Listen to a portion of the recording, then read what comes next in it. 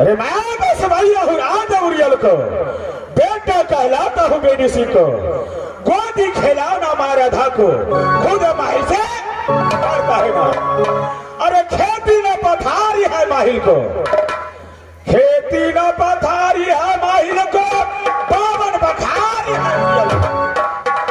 अरे बारी न धारी है माहिल सिंह को, बारी न धारी है माहिल सिंह को, लेकिन रोज खाता है आलू परोर।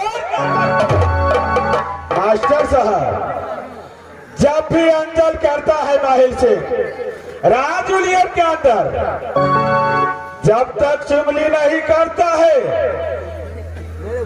हरम ज्यादा दाना हजम नहीं होता है।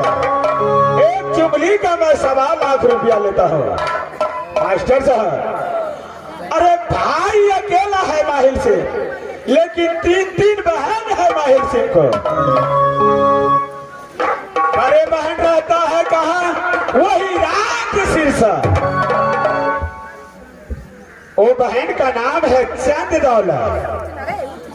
ईश्वर ने एक पुत्र दिया, मेरा भांजा का नाम है वही मलखा।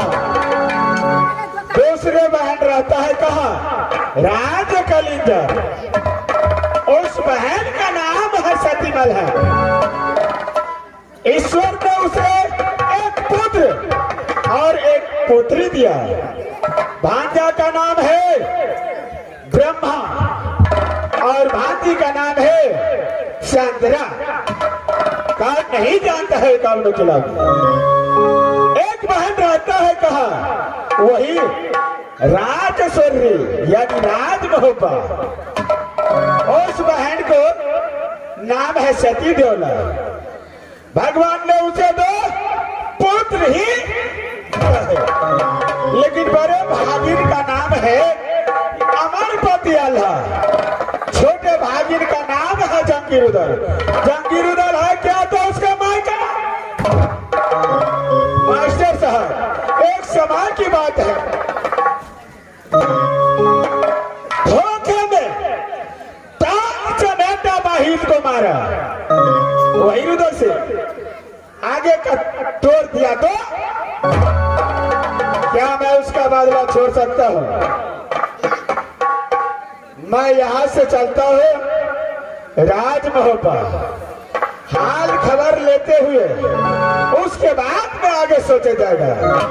अगर इस बार चुगली माहिल सिंह को मोहब्बा के अंदर सुधर गया तो इज्जत नहीं बर्बाद किया तो मेरा नाम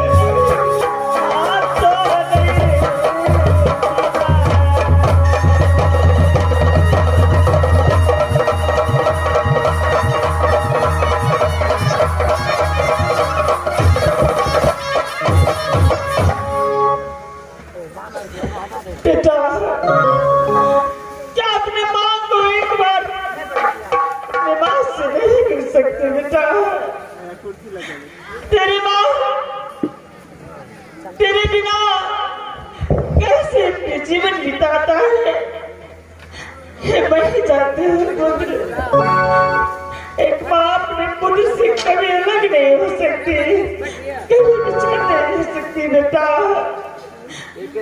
मैं तेरे बिना एक पल भी नहीं रह सकती। तुझे कहाँ नहीं ढूंढा, जंगल जंगल गांव समाज में जाकर हर एक समाज से जाकर पूछे, कोई तेरा ठिकाना नहीं बताया बेटा। बताओ क्या तेरे बिना तेरे माँ जी नहीं रह सकती है? नहीं नहीं बेटा, इस समय मैं चलते चलते सारे पाँव थक गया है, सारे कांप रहा है, हम तो मुझसे पर भी चढ़ा नहीं जाती। इस समय मैं थोड़ी देर विश्राम करती हूँ।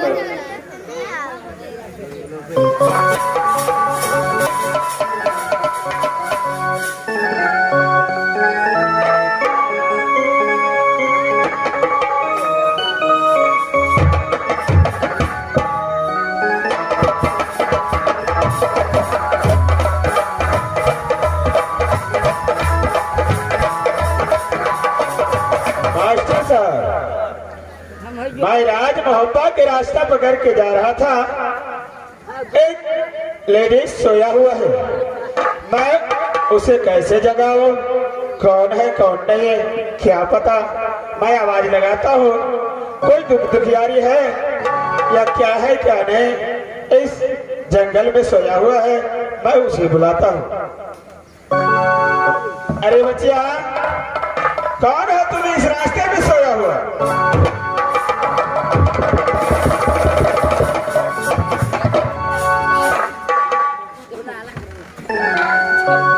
इस जंगल में पागल की तरह क्यों सोया हुआ है?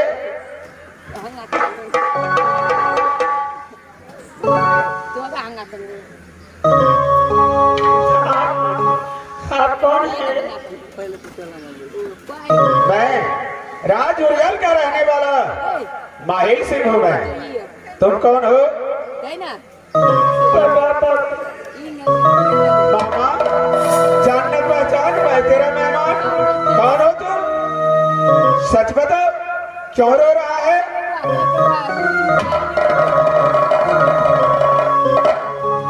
बाबा जी, राज भोपा में बहुत जुल्म हुआ बाबा जी। अरे क्या जुल्म हुआ है? तुम कौन हो? कहाँ के रहने वाले हो? आप मुझे नहीं पहचानते हैं बाबा जी। अरे मैं कैसे पहचानूंगा?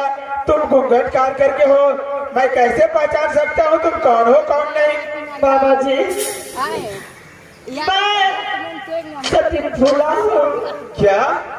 हाँ बाबा जी, राजभवन की रहने वाली मैं सती फूला हूँ बाबा जी। अरे पगली, तू क्यों या भर जंगल में तुम ऐसे पगली की तरह सोए हुए हो? कारण क्या है?